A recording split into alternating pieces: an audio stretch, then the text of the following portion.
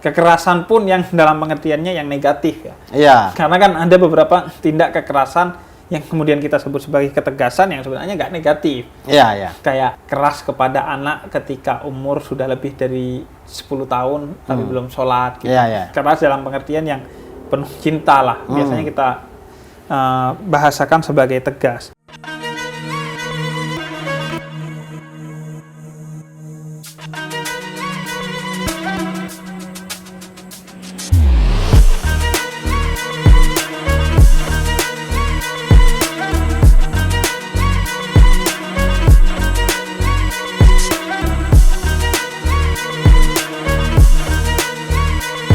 Assalamualaikum warahmatullahi wabarakatuh. Waalaikumsalam warahmatullahi wabarakatuh. Kali ini saya mengundang lagi seorang kawan yang dulu bikin pusing dengan matematikanya. Agama dikaitkan dengan matematika. Agama kok perhitungan. Tuh, karena pahala kita juga dihitung kan? Iya, dihitung memang. Dihitung, tapi kita tidak tahu rumusnya bagaimana. Rumusnya bagaimana kita tidak tahu. Alam, cuman kita dihitung juga. Iya. Dan kalau kita tahu rumusnya kayaknya seharusnya bersemangat kita. Iya, benar. Bersemangat sekali karena banyak banget itu dapatnya. Dan gambarannya itu selalu dengan timbangan kan?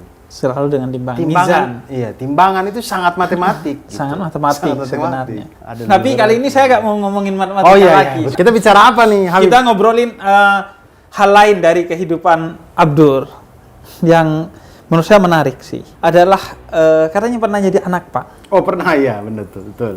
Waduh. Sampai sekarang sih kayaknya. Sampai sekarang. Sampai sekarang jiwanya masih ada lah, pang-pangnya Pang. dikit.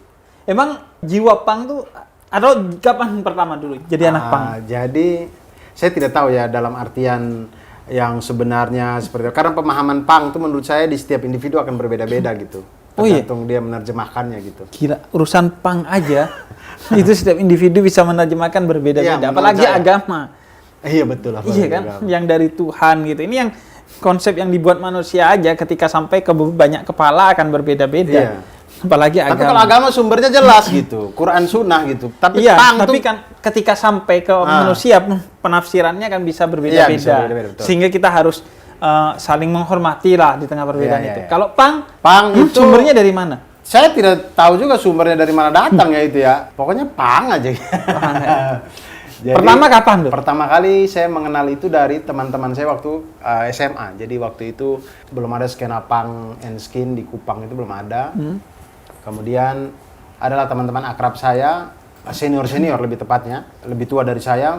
Mereka yang pertama kali mengenalkan menurut saya di kota Kupang itu mereka yang pertama kali mengenalkan tentang musik-musik underground ini gitu.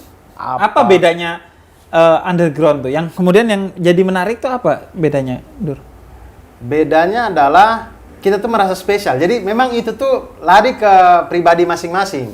Nah, karena saya itu cenderung orang yang menyukai sesuatu yang kalau orang lain tidak suka. Saya tuh suka yang begitu. Saya tuh Anda suka, unik atau aneh? saya tidak suka sama dengan orang lain. Jadi saya tuh mencari musik-musik yang kira-kira orang lain tidak suka. Jadi itu tuh kayak berasa kayak itu punya saya sendiri gitu. Dan itu ketemu di Pang. Nah, itu ketemu di musik underground pada waktu saya SMA. Pang itu kemudian sebutan untuk penyuka musik-musik underground itu atau enggak? Lebih besar dari itu, Pang? Lebih besar dari itu sebenarnya. Saya tidak tahu. Saya tidak tahu sejarah awal mulanya. Kalau skinhead itu asal muasalnya dari working class, dari perlawanan buruh. Iya. Waktu revolusi industri, banyak orang-orang di PHK karena mesin-mesin menggantikan mereka. Ya. Terjadilah revolusi industri, kemudian terjadilah perlawanan, gerakan perlawanan oleh buruh-buruh. Nah, buruh-buruh di sana itu, di Eropa itu kan stylenya itu jeansnya jeans Wrangler, sepatu boot. Iya. Kemudian mereka tuh di tahun-tahun itu, di era itu mereka suka pakai battle gitu. Iya, yang gini. anak Pang itu biasanya. Iya, kemudian kepalanya botak. Akhirnya lahirlah gerakan skinhead, gerakan perlawanan terhadap korporasi. Yang akhirnya sampai sekarang skinhead stylenya begitu. Nah. Kemudian ini yang aku tahu ya, anak-anak Pang itu kan kemudian mencoba hidup mandiri ya. Entah sampai di jalanan. Betul. Kan, sebagai bentuk perlawanan. Pertama, kemandirian tuh dari mana ya? Maksudnya kan sekarang itu kita ditempa oleh kondisi di mana anak muda itu jangankan hidup mandiri gitu, sudah kerja pun masih overthinking karena gaji yang masih segini, kayaknya ini nggak menjamin deh. Kayaknya gua harus jadi PNS deh untuk menjamin. Nah, ruh untuk mandiri itu dari mana? Kalau saya misalnya mendapatkan itu dari pesantren. Pesantren ya kita diajarkan untuk hidup mandiri. Itu artinya kita bisa hidup mandiri selama punya Tuhan. Artinya tawakal konsepnya. Nah, kalau pang itu dari mana? Kayaknya pang itu lebih kepada karena muak dengan sistem. Jadi slogan-slogan itu the system, anti kemapanan. Makanya kita tahu ada system of a down gitu. Jadi sistem yang runtuh. Jadi tidak menyukai dengan sistem yang kelas gitu. Ada yang tinggi, ada yang rendah, ada yang gitu. Kita semua sama, equality. Pokoknya pang tuh anarki plus equality plus peace sama dengan freedom itu. Anarki, equality plus peace. Anarki ditambah dengan equality ditambah dengan peace sama dengan freedom. Gabungin anarki dan peace ini gimana? Anarki itu adalah orang yang melawan sistem. Lebih ke melawan sistem gitu. Yang melawan sistem berbagai cara, bisa dengan karya, dengan segala macam. Kemudian persamaan, equality. Artinya anarki itu mungkin perlawanan ya? Perlawanan. Bahasa Indonesianya mungkin lebih ke perlawanan. Lebih ke perlawanan. Perlawanan terhadap hal-hal yang tapi dengan damai. Menindas, iya. Bisa dengan damai, bisa juga mungkin ada yang kekerasan, tapi lebih kepada anarki itu karena sering ditempelkan kepada kekerasan. Akhirnya orang berpikir kalau anarki itu ya kan kalau ada apa-apa, pendemo melakukan aksi anarkis. Seolah-olah anarkis itu selalu menjurus kepada tindak kekerasan. Kekerasan pun yang dalam pengertiannya yang negatif ya. Karena kan ada beberapa tindak kekerasan yang kemudian kita sebut sebagai ketegasan yang sebenarnya nggak negatif. Kayak keras kepada anak ketika umur sudah lebih dari 10 tahun tapi belum sholat gitu. Keras dalam pengertian yang penuh cinta lah. Biasanya kita bahasakan sebagai tegas. Nah, sebenarnya itu ada irisannya ya dengan ajaran Islam. Keberpihakan orang Islam kepada mustad'afin. Di Islam itu kan keberpihakan pada mustad'afin itu concernnya besar sekali. Mustad'afin itu orang-orang yang termarginalkan. Termarginalkan oleh sistem, termarginalkan oleh keadaan sekitar. Misalnya karena dia disabilitas, karena dia miskin, karena dia pandangannya berbeda, musafir, ya pokoknya apapun lah. Makanya nanti kaitannya mereka mendapatkan zakat, kemudian mereka mendapatkan pengayoman, dan beberapa riwayat menyebutkan mereka ini punya kedekatan dengan Tuhan. Artinya Tuhan melindungi mereka gitu. Tuhan bersama dengan mereka. Nah, jadi kemudian menjadi identik harus keluar rumah, jauh dengan keluarga dan jalan-jalan itu gimana ceritanya, Dor? Sebenarnya lebih kepada karena pada waktu itu wah masih muda, kemudian slogan-slogan pang bertebaran di kepala gitu ya. Kita berprinsip bahwa boleh bebas tapi dari jeripaya sendiri. Jadi kami bebas di jalanan, maksudnya bukan bebas di jalan, bukan melakukan hal-hal yang ini, bukan. Artinya kami mau tidur di trotoar ke, mau tidak mandi ke, mau apa, tapi kami tanggung jawab pada diri sendiri. Oleh karena itu, pada waktu itu saya itu jarang pulang ke rumah. Sampai jalan gitu ya? Saya pulang ke rumah tuh kadang cuma ganti pakaian atau makan, mandi. Berarti nggak mesti sehari sekali? Iya, jadi pada waktu itu kadang seminggu, 2 minggu tidak pulang itu benar-benar hidup di jalanan. Jadi kayak saya sekolah, tapi pulang saya ngamen, saya ngapain, bantu-bantu orang kerja apa untuk dapat makan segala macam. Besok pagi saya sekolah lagi, tapi tidak pernah pulang ke rumah. Jadi itu berapa lama gitu? Ada seminggu, 2 minggu apa, kemudian sampai yang kayak seragam udah pada kotor apa pulang. Enggak, maksudnya menjalani kehidupan yang seperti itu? Sampai saya tamat SMA. Wow, 3 tahunan berarti? Tidak, saya kenalnya itu kan sekitar dari kelas 2 SMA ya. Kelas 2 1,5 tahun lah ya. Kalau sampai kelas 3 ya, kurang lebih 1,5 tahun. 1,5 tahun. Dan apa Dur, yang maksudnya yang menarik atau value yang ada gitu? Kebersamaan. Oh, solidaritas. Indah banget, kebersamaan, solidaritas. Kemudian tapi kebersamaan dalam pengertian yang sebenarnya. Iya. Maksudnya betul-betul solid tuh ya. Iya, satu untuk semua, semua untuk satu. Bener-bener. Jadi kayak kita ngamen dapat nasi bungkus cuma 3, ya udah 3 ini kita tumpuk jadi satu makan rame-rame. Dan alhamdulillah pada waktu itu belum ada COVID ya, jadi aman. Iya. Lagi-lagi itu sebenarnya kayak pesantren ya. Pesantren gitu. Kalau makan gua dulu satu nampan bertujuh atau berlima atau bahkan bersepuluh gitu. Ya sebenarnya kan itu juga ajaran dalam Islam yang kemudian disebut sebagai jamaah. Kalau misalnya dalam madhab Ahlus Sunnah wal Jamaah, ya jamaah itu kan artinya kebersamaan.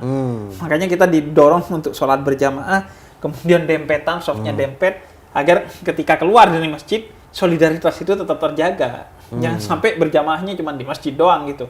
Pas udah di luar masjid nggak saling kenal, nggak tegur-tegur juga, nggak saling senyum, bahkan saling menyalahkan satu sama lain. Nah itu jamaah, makanya kita mengikuti sunnah secara berjamaah itu agar kemudian ya udah yang nggak, ibarat kata perjalanan itu yang nggak bisa nyetir, yang nggak punya SIM, itu tetap bisa menuju ke satu tujuan, yaitu surga gitu, karena berjamaah gitu. Karena sopirnya ya ulama kita gitu. Udah ada yang ngurusin. Jadi tugas kita cuman tinggal duduk aja. Tinggal ngikutin aja, ya udah ntar sampai turun ternyata sudah surga gitu. Jadi jamaah itu lebih seperti itu. Yang nyetirin ya imam-imamnya, misalnya ya Imam Syafi'i atau guru-guru gitu. Itu. Jadi tugas kita cuma diem aja, nurut aja apa yang diperintahkan oleh mereka gitu, sehingga kita bisa selamat gitu. Karena untuk menyelamatkan diri sendiri agak susah karena kan butuh ilmu agama yang dalam. Saya nggak tahu orang lain, cuman saya percaya bahwa kan ada tuh teman-teman saya yang kayak kalau ngomong-ngomong mazhab gitu kayak enggak, saya nggak mazhab katanya gitu. Saya nggak mazhab. Menurut saya sih nggak bisa beragama nggak mazhab. Siapa sekarang ulama di dunia ini yang hidup saat ini yang jauh lebih hebat daripada 4 ulama itu? Nggak ada menurut saya.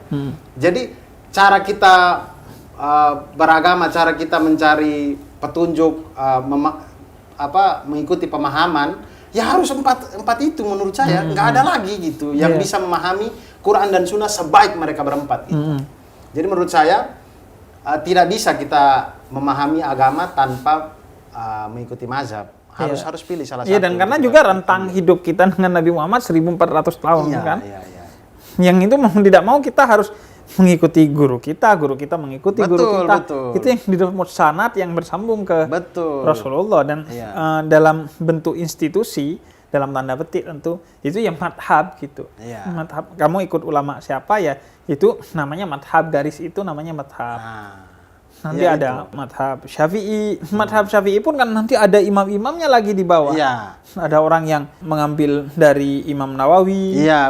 Ada Imam Rafi'i dan sebagainya gitu. Jadi menurut saya memang beragama atau cara memahami agama tidak bisa kita pakai otak kita sendiri sih. Apalagi jaraknya tadi 1400 tahun. Ditambah lagi dengan kita tidak paham bahasa Arab. Ada kosakata yang di kalimat ini, di hadis ini artinya begini, di hadis yang lain artinya begini. Artinya ada penggunaan-penggunaan yang orang harus tahu bahasa Arab baru dia bisa memahami itu dengan baik. Nah, kita karena tidak bisa ya sudah ikut ulama aja, udah tidak usah macam-macam. Betul. Terus ini lagi katanya. Ini lagi-lagi katanya, makanya gue konfirmasi ya. Katanya sangat mengedepankan hati gitu. Pang ini sebagai sensitivitas. Katanya orang Pang itu sangat sensitif karena memang berawal melakukan segala sesuatunya itu dari hati. Ya udah, kalau hati gua gak suka ya udah gua gak akan jalani itu gitu. Iya, ada begitunya juga. Terus karena dasarnya pada orang-orang yang kita tuh merasa diri termarginalkan gitu ya, walaupun tidak tahu orang lain lihat kita bagaimana gitu. Akhirnya ketika bertemu dengan orang-orang yang seperti itu, empatinya itu munculnya itu sangat mudah gitu. Gampang banget gitu kita ngelihat anak-anak Pang kemudian bikin solidaritas untuk pengamen, solidaritas untuk pengemis, solidaritas untuk ini. Oh, jadi dia bikin gerakan solidaritas untuk orang lain? Iya. Kayak konser-konser musiknya atau apa gitu pasti ada tuh solidaritas untuk apa. Kebanyakan ditujukan untuk orang-orang yang memang mereka merasa termarginalkan seperti mereka gitu. Makanya kayak marginal di MKV itu ya, Silaturasa nama base campnya tuh. Silaturasa. Iya, nama base campnya Silaturasa. Itu Mas Bobby, Mas Mike gitu ya, marginal ini, personal marginal ini, mereka itu bikin selalu bikin kegiatan-kegiatan kreatif di situ yang akhirnya masyarakat di situ ekonominya terbantu dari hal-hal yang mereka buat di situ. Contohnya apa tuh? Jadi misalkan kayak rekaman, mereka bikin rekaman sendiri. Anak-anak yang mereka tahu bisa musik dan segala macam, walaupun tidak suka musik punk, tapi kalau mau rekaman mereka bantu segala macam. Kemudian kayak mereka bikin souvenir yang bisa dijual. Diberdayakan masyarakat sekitar di situ. Ada yang bisa bikin, ayo kita bikin bareng. Kemudian akhirnya bisa jadi perputaran ekonomi juga dan segala macam. Jadi kalau kita ke MKV itu masuk ke gang yang tempatnya marginal ini, gangnya itu kayak kreatif aja gitu. Iya, tembok-temboknya. Iya, dari depan aja kita lihat kayak ada souvenir ornamen yang kita tidak temukan itu di gang lain gitu. Iya. Kayak kreatifnya ada gitu. Iya, ya itu kalau gua komentari ya lagi-lagi sebenarnya nilai yang positif ya, karena kalau di Islam kata wali itu satu akar kata dengan wilayah sebenarnya. Jadi wali itu orang yang mempunyai atau membangun wilayahnya.